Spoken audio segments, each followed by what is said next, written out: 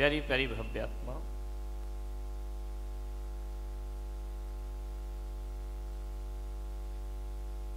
कभी सुबह सुबह उठ करके देखना, ब्रह्म मुहूर्त में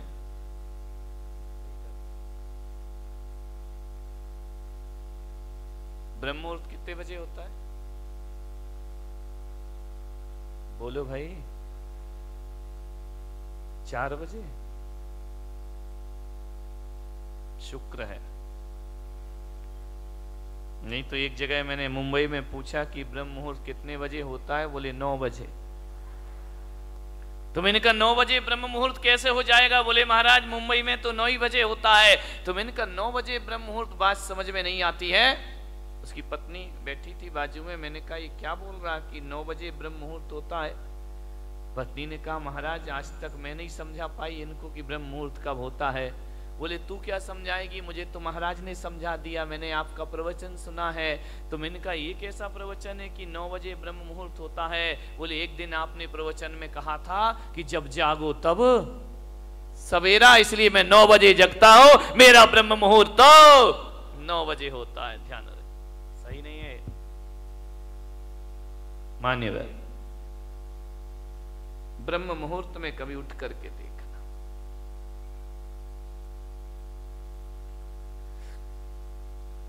आकाश की तरफ देखोगे,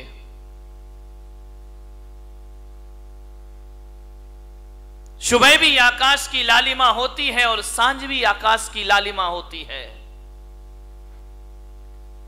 जब सूरज उगता है तो भी आकाश लाल हो जाता है और जब सूरज डूबता है तो भी आकाश लाल हो जाया करता है।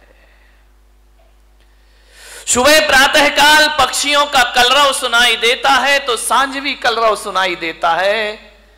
फर्क कितना होता है कि सुबह की लाली उठाने का काम करती है और शाम की लाली सुलाने का काम किया करती है। और सुबह के पक्षियों का कलरव जो हुआ करता है वह घोंसलों को छोड़कर बाहर निकलने का होता है और शाम का जो कलरव होता है वह घर वापस लौटने का कलरव होता है। ध्यान रखें, सुबह सुबह पक्षी चहचहाते हैं, कलरव करते हैं, आकाश में पंख फैलाते हैं। ऐसा लगता है सुबह सुबह उन्हें देखो कि जैसे बड़े महोत्सव में शामिल होने के लिए जा रहे हो। पक्षियों के जीवन में कितना आनंद है, कितना संगीत है। पक्षियों के जीवन में प्रातःकाल इतना आनंद हुआ करता है, घोंसले से देखता है आकाश में सूरज आया, उषा काल में पंख फैलाकर आकाश में उड़ जाया करता है, मुक्त आकाश का आनंद लिया करता है। कभी देखना जब हवा का झोंका आता है तो एक वृक्ष कितनी मस्ती में झूमा करता है, कितने आनंद में आनंदित हुआ करता है। देखना कभी जिंदगी में विचार करना, नारियल का पेड़ अपनी मस्ती में झूमा करता है और गुलाब का पौधा अपनी मस्ती में झूम। कितना आनंद है इन वृक्षों में, इन पेड़ पौधों में। कभी देखना पहाड़ से गिरते हुए झरने को, उसके पानी में संगीत है, एक गीत है, एक सुर है। बड़े संगीत के साथ पानी झरना बनकर के धरती पर गिरा करता है, बड़ा आनंद है। कल कल निनाद करती नदी को देखना, कितना आनंद है उस नदी में। अपनी मस्ती में रहती है, अपनी मौज में रहा करती है। चिड़िया आनंदित है, पशु पक्षी आनंदित है।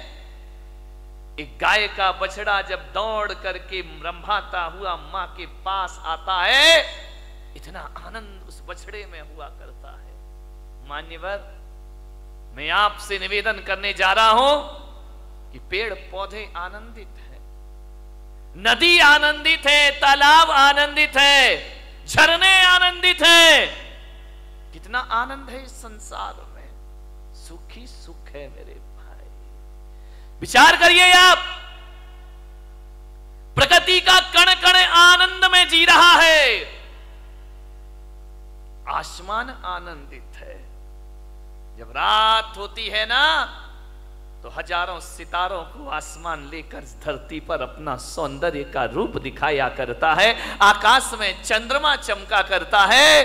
ध्यान रखिए, ज्यों ज्यों रात गहरी होती है आकाश का सौंदर्य बढ़ते चला जाता है, बढ़ते चला जाता है। आकाश आनंदित है, धरती आनंदित है, नदियां आनंदित है, पेड़ पौधे आनंद में जी रहे हैं, पशु पक्षियों के जीवन में आनंद है। अफसोस है आदमी के चेहरे पर आनंद दिखाई नहीं दिया। आदमी क्यों निराश है? आदमी क्यों उदास है? आदमी को ऐसा क्या हो गया है? एक चींटी भी जीना चाहती है, एक नासमझ जानवर भी जीना चाहता है, पर आदमी को क्या हो गया? ये मरने के षड्यंत्र रचा करता है, ये मरने की तैयारी किया करता है। आज तक किसी जानवर के मुख से ना सुना होगा कि हे भगवान हमें उठा ले, लेकिन आदमी के मुख से तो कई बार सुना है कि अब इस जिंदगी को जिया नहीं जाता, हे भगवान मुझे इस जीवन से उठा ले, इस जीवन से मुक्ति दे दे। क्या घट जाता है हमारे जीवन में ऐसा? आदमी मृत्यु के षड्यंत्र क्यों रचता है? ये आदमी अपनी ही हत्या करने के लिए तैयार क्यों है? मान्यवर, अपने ही जीवन से लाचार हो गया ये इंसान, अपने आप का दुश्मन बन गया। अभी तो ये सुना था कि दूसरे दुश्मन हुआ करते हैं, हम ही अपनी जिंदगी के दुश्मन खुद बनकर के तैयार हो गए हैं। आपने जीवन से अपने आप को खतरा हो गया। कभी आपने सुना किसी भैंस ने आत्महत्या की हो? सुना? कभी विचार किया है? कभी आपको अखबार में पढ़ने को मिला है कि आज एक भैंस ने गुस्से में आके आत्महत्या कर ली है? कोई जानवर आत्महत्या नहीं करता है। किसी भी जानवर को समय से पहले मौत को बुलाते हुए आपने ना देखा होगा। कोई देवता समय से पहले मरने का नहीं सोचा करते हैं। नार की सोच भी ले तो मर नहीं सकते हैं। आदमी को क्या हो जाता है? ये क्यों जीवन से हार गया? थोड़ी सी प्रतिकूलताएं आई और आदमी जिंदगी से हार जाता है। नहीं मेरे समस्याएं किसके जीवन में नहीं होती हैं? राम के जीवन में समस्या थी, महावीर के जीवन में समस्या थी, कृष्ण के जीवन में समस्याएं थी, जीसस के जीवन में समस्याएं थी, आचार्य शांति सागर के जीवन में समस्याएं थी, आचार्य कुंद के जीवन में समस्याएं थी। समस्याएं किसके जीवन में नहीं होती हैं? ऐसा कोई है? समस्याओं से रहित जीवन नहीं होता, ध्यान रखिए। और हकीकत में देखा जाए तो समस्याओं का नाम ही जिंदगी हुआ करता है। आसानी से जिंदगी मिल जाए तो जीने का मजा खत्म हो जाएगा। एक बात बताइए, यदि समस्याएं नहीं हो तो जीने का मजा क्या है? जिंदगी जिंदा दिली का नाम है, मुर्दा दिल क्या खाक जिया करते हैं। ध्यान रखिए, जिंदा दिल बनिए। मान्यवर, दुख इस बात का नहीं है कि आदमी मर जाता है, दुख तो इस बात का है कि जिंदा रहकर भी आदमी जिंदा नहीं रह पाता है। वह मरा मरा सा जीवन जीता है, वह मरे हुए सी जिंदगी जिया करता है। विश्वास पैदा करो अपने आप पर, जिंदगी से हार मत मानिए। जिंदगी मिली है, मालूम है ये मानव का तन मिला है। शास्त्रों में कहा है, ग्रंथों में कहा है, 84 लाख शरीर छोड़े हैं तब जाकर ये मानव का शरीर तुमको प्राप्त हुआ है। 84 लाख योनियों में हमारा जन्म हुआ है। कितने जन्म हम नाली के कीड़े बने होंगे, कितने जन्म पक्षी बने होंगे, कितने जन्म हम कीचड़ में कीड़ों की तरह रहेंगे होंगे। हर जन्म में हमने प्रार्थना की होगी ईश्वर से कि हे ईश्वर एक बार मुझे मनुष्य का चोला प्रदान कर दे, हे ईश्वर एक बार मुझे मनुष्य का तन प्रदान कर दे। इसलिए आत्महत्या करने के लिए नहीं, जिंदगी की अंतिम सांस को पूरी ईमानदारी से जीने का प्रयास करिए। अंतिम सांस भी पूरी जिंदा दिली के साथ जिएंगे। क्यों हार जाता है आदमी? जैसा विचार करिए, सोचना। ऐसे ही नहीं मिल गया मनुष्य का जीवन, बहुत मेहनत की है इसके लिए। मनुष्य का जीवन मिला, ऊंचा कुल मिला, अच्छी खानदान मिली, दिमाग मिला, बुद्धि मिला, शरीर मिला, फिर भी इस जिंदगी से हाथ धोते हो आप। अब तो घबरा के कहते हैं कि मर जाएंगे, अब तो घबरा के कहते हैं कि मर जाएंगे, मरकर भी घबरा गए तो फिर बताओ अब किधर जाएंगे। दूसरा हमारे पास कोई रास्ता है नहीं। जिंदगी मिली है, अच्छे से जियो, तरीके से जियो, सलीके से जियो। बहुत कम जीवन मिला है, इसे उदासियों में मत गुजारिए। जिंदगी भीख में नहीं मिलती,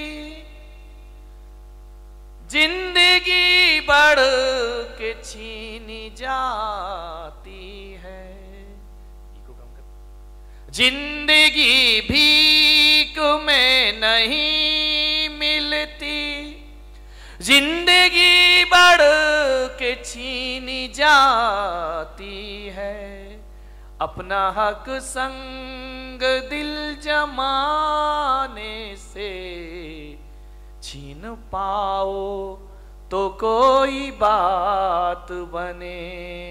सर झुकाने से कुछ नहीं होगा, सर उठाओ तो कोई बात बने।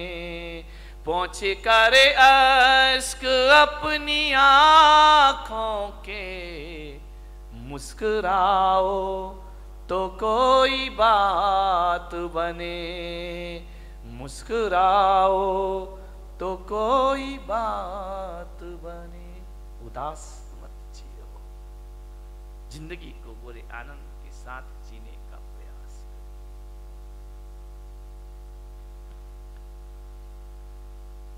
विपत्तियां, संकट, दुख किसके जीवन में नहीं आते?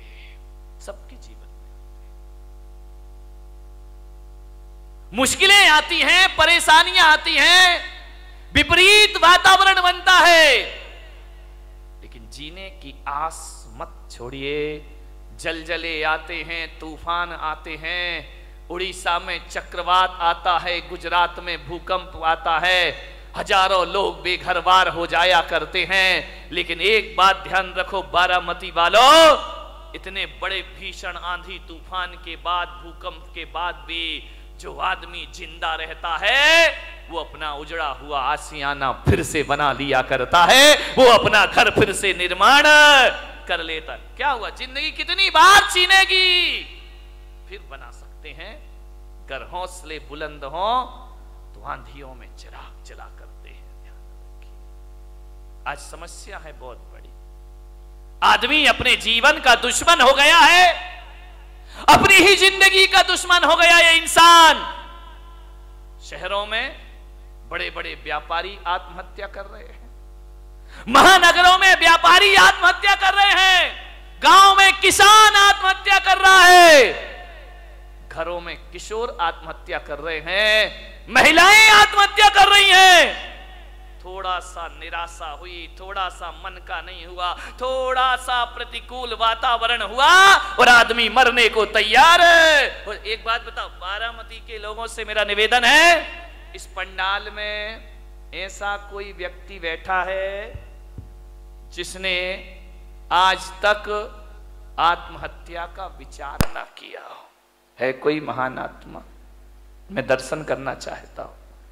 एक बार भी पूरी जिंदगी में मरने का विचार नहीं। महिलाओं तुम्हारी तो जय हो पंचम काल की। ये तो इतनी बार मरती हैं लेकिन एक बार भी नहीं मरती है। विचार करिए, सोचना है आपको। बात बात पर आदमी मरने का सोच लेता है। ऐसा कोई नहीं होगा इस दुनिया में जिसने अपने पूरे जीवन में एक बार मरने का ख्याल भी ना लाया हो। मर नहीं सका वो बात अलग है, लेकिन मरने का ख्याल तो सबके भीतर आ जाता है। थोड़ा सा मन का नहीं हुआ मैं मर। महिलाओं का तो नहीं, यहां की महिलाओं की बात नहीं कर रहा हूं। कौन बोला बंबई वालों की कर रहे हो ना? तुम्हारी तो अभी नहीं, आगे जाके विचार करना है आपको। महिलाएं तो हमेशा थोड़े, इनके दो ही हथियार हैं, ध्यान रखना। या मैं मायके चली जाऊंगी या फिर मैं मर जाऊंगी, आत्महत्या कर लूंगी, सुसाइड कर लूं, मैं नहीं जीऊंगी, तंग आ गई जिंदगी से। महिलाओं से मैं बात बात पे आत्महत्या के विचार मत बनाइए, मरने के विचार मत बनाइए, ध्यान रखिए, विचार करिए आप, बहुत अशुभ विचार है। भगवान महावीर कहते हैं मरने के विचार भाव हिंसा कहलाया करती है, और भाव हिंसा को द्रव्य हिंसा से भी बड़ा पाप माना जाता है। अरे दैहिक हिंसा उतनी खतरनाक नहीं होती है जितनी वैचारिक, इससे बड़ी क्या हत्या, दूसरों की हत्या करना भगवान महावीर ने पाप कहा है। एक इंद्रिय जीव को भी मारना भगवान महावीर ने पाप कहा है। अरे एक बात याद रखना, मेरे महावीर कहा करते हैं, अरे दूसरों की हत्या करना पाप है, लेकिन अपने आप की हत्या करना महापाप हुआ करता है। इससे बड़ा दूसरा कोई पाप, दूसरों की हत्या करना तो पाप ही है, अपनी करना महापाप हुआ करता है। इसलिए भगवान महावीर ने एक प्यारा सा सूत्र दिया है। भगवान महावीर ने 4 शब्द इस इंसान को दिए हैं। अरे वो 4 शब्द नहीं, 4 वेद हुआ करते हैं, वो 4 आर्य सत्य हुआ करते हैं, वो महावीर के 4 शब्द। ध्यान रखना, इनसे बड़ा ना कोई आगम होता है, ना शास्त्र होता है, ना पुराण होता है। महावीर ने इस दुनिया को केवल 4 शब्द दिए हैं। महावीर ने इतना ही कहा है, इस मानव जीवन को सफल करना है तो 4 सत्य में जियो। वो 4 सत्य है, वो 4 वेद है, वो चारों धाम की यात्रा है। वो 4 शब्द इस धरती को दिए, जियो और जीने दो। इससे बड़ा कोई धर्म ग्रंथ नहीं हुआ करता है, इससे बड़ा कोई शास्त्र नहीं हुआ करता है, इससे बड़ा कोई आगम नहीं हुआ करता है। न वेद है, ना पुराण है, ना कुरान है। 4 शब्द में उन्होंने अपनी पूरी देशना को समाहित कर दिया। 4 शब्द में पूरे दर्शन को रख दिया भगवान महावीर ने। ऐसे दार्शनिक हुए, उन्हें ज्यादा बोलने की जरूरत नहीं पड़ी। भगवान महावीर से पूछा गया कि आप बताइए एक सेंटेंस में धर्म का सार क्या है, तो महावीर ने कहा जियो और जीने दो। ध्यान रखिए, सारी दुनिया समा गई इसमें, सारे ग्रंथ समा गए इसमें। ध्यान रखना, 11 अंग 14 पूर्व का सार समाया है। ये इतना साधारण अक्षर नहीं है, इतने साधारण शब्द नहीं है कि बैनरों पर लिखवा दिए जाएं, वो हमारी इतिश्री हो जाए। ध्यान रखिए, जियो और जीने दो। भगवान महावीर ने सबसे पहले कहा है जियो, ध्यान रखना, उसके बाद जीने दो। मैंने कहा ऐसा क्यों कहा है, स्वार्थी क्यों बना दिया कि पहले खुद जियो फिर दूसरों को जीने दो। तो महावीर ने कहा ये स्वार्थ नहीं, ये परमार्थ हुआ करता है। अरे जो आदमी खुद जीना नहीं जानता है वो दूसरों को जीवन दान कहां से दे सकता है। पहले खुद जियो, कैसे जीना है, जब खुद ही नहीं जियोगे तो जीने दो कहां से आ जाएगा जीवन में। ध्यान रखिए, बहुत बड़ा शब्द है ये भगवान महावीर का। धर्मनिरपेक्ष है, सार्वजनिक है, यूनिवर्सल है। हिंदू हो, मुसलमान हो, सिख हो, ईसाई हो। कल एक सांसद महोदय मेरे पास आए, उन्होंने कहा महाराज भगवान महावीर पर कोई ऐसी पुस्तक है जो सरल शब्दों में लिखी गई हो। मैंने कहा पुस्तकें तो बहुत हैं, समझने वाला चाहिए। बोले नहीं, बिल्कुल सरल, बिल्कुल सरल। तो मैंने कहा महावीर को पढ़ने के लिए पोथियों की पढ़ने की जरूरत नहीं हुआ करती है, महावीर को समझने के लिए ग्रंथों की जरूरत नहीं हुआ करती है। मैंने कहा मेरे महावीर का स्वरूप देख लीजिए, इससे बड़ा कोई शास्त्र नहीं हुआ करता है, इससे बड़ा कोई उपदेश नहीं हुआ करता है। और महावीर का यदि सबसे बड़ा कोई ग्रंथ है तो जियो और जीने, इससे बड़ा कोई ग्रंथ नहीं है। ध्यान रखना, चाइना हथियारों का आविष्कार कर रहा है, पाकिस्तान अणु बम की धमकी दे रहा है, अमेरिका दादागिरी दिखा रहा है, भारत में भी हथियारों की होड़ लगी है। मालूम है किस लिए, कि अमन चैन की स्थापना हो। लेकिन इन्हें कौन समझाए। मैं पुलक सागर कहता हूं कि विश्व में अमन चैन जब भी आएगा, आज नहीं तो कल, कल नहीं तो परसों, सारी दुनिया को महावीर के झंडे के नीचे आना ही पड़ेगा, महावीर के सिद्धांतों को अपनाना ही पड़ेगा, महावीर के उपदेशों को स्वीकार करना पड़ेगा। यदि चाइना सोच ले जियो और जीने दो, पाकिस्तान सोच ले जियो और जीने दो, भारत सोच ले जियो और जीने दो, तो क्या करोगे हथियारों का मेरे भाई, क्या करोगे इन शस्त्रों का, क्या करेगा आदमी शक्ति संपन्न होकर के, जियो और जीने दो। जैन कुल में पैदा होके इन शब्द की महिमा नहीं समझ में आई, बहुत बड़ी ताकत है। जब घर में झगड़े हो, विवाद हो, लड़ाई हो, एक ही सूत्र अपनाना, जियो और, वहां हमारी समस्या महत्वपूर्ण हो जाती है, सूत्र महत्वपूर्ण नहीं होता है। सूत्र को महत्वपूर्ण कर लो, रातों रात घर के झगड़े समाप्त हो जाएंगे मेरे भाई। समाज में विवाद हो जाए, भाई भाई में विवाद हो जाए, परिवार में झगड़े हो जाए, कोई कितनी भी बड़ी गलती कर दे, कितना भी बड़ा अपराध कर दे, आदमी एक सूत्र जुबान पर ले आए, जियो और जीने। क्या अपराधियों को जीने का हक नहीं है इस धरती पर? उन्हें भी जीने का हक है मेरे भाई, पापियों को भी जीने का हक है। महावीर जैसी दृष्टि, महावीर जैसा सोच, और मैं आपसे निवेदन करता हूं कि महावीर के इस देश में, महावीर के इस समाज में, महावीर के इस पंथ में आत्महत्या करना महावीर का सबसे बड़ा अपमान है मेरे भाई। इससे बड़ी कायरता दुनिया में कोई दूसरी नहीं हुआ करती है। आत्महत्या के विचार कभी मत बनाओ, विचार बनाना भी पाप है। मरने के पहले क्यों मर जाते हो? ध्यान रखिए, जिंदगी में जीने की भावना रखिए। मरने में रखा क्या है? कौन सी बहादुरी मेरे भाई मरने में? कौन सा बड़ा मेहनत करना पड़ता है। दो चार भक्त मेरे पास आए, बोले महाराज हम आपके शिष्य हैं। तो मैंने कहा अच्छी बात है भाई, क्या करें? बोले हम आपके भक्त हैं। तो मैंने कहा ठीक है। बोले आप आदेश करो। मैंने कहा क्या आदेश करूं? बोले जो आप कहोगे वो काम हो जाएगा। मैंने कहा तू मेरा शिष्य बन के क्या करेगा? बोले आपके लिए अपनी जान दे दूंगा, सब कुछ अर्पित है आपके लिए, तन अर्पित है, मन अर्पित है, जीवन अर्पित है। मैंने कहा जीवन नहीं चाहिए मुझे, तन नहीं चाहिए मुझे, मन नहीं चाहिए मुझे। तो बोले महाराज आपको क्या चाहिए? मैंने कहा मैं अपने भक्तों में ऐसे भक्तों को, ऐसे लोगों को मैं अपना भक्त नहीं बनाता हूं जो मेरे लिए जान देने को तैयार है। अरे मेरे लिए मरने को तैयार मत रहो। सच्चा भक्त यदि मुझ पे मर जाएगा तो वो सच्चा भक्त नहीं होगा।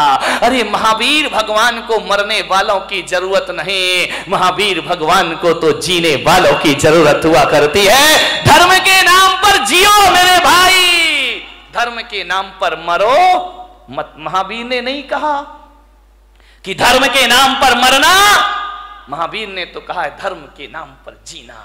मरना कोई बहादुरी का काम नहीं है, 2-5 मिनट का काम है। एक फंदा लगाया, आंखें बंद की, 2 मिनट में जिंदगी खत्म। एक बंदूक लगाई, जिंदगी खत्म। गला घोट लिया, जिंदगी खत्म। मरना कौन सी बहादुरी है? मरने में टाइम कितना लगता है? 1 मिनट, 2 मिनट, 5 मिनट। मिट्टी का तेल डाला, आग लगाई, मर गए। ये कोई बहुत बहादुरी का काम नहीं है।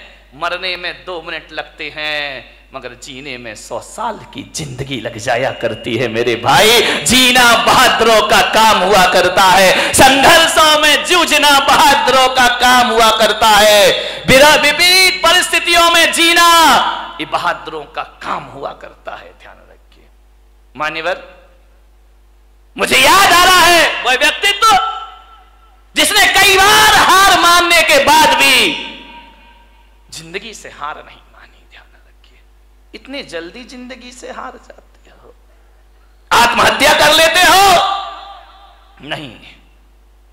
मान्यवर, आपसे मेरा निवेदन है, जिन लोगों ने आत्महत्या की है ना, कभी उनकी कब्रों पे जाके पूछना, कभी उनकी चिताओं में जाके पूछना, जो मर गए हैं उनसे पूछना कि बताओ मेरे भाई तुम्हें कैसा लग रहा है।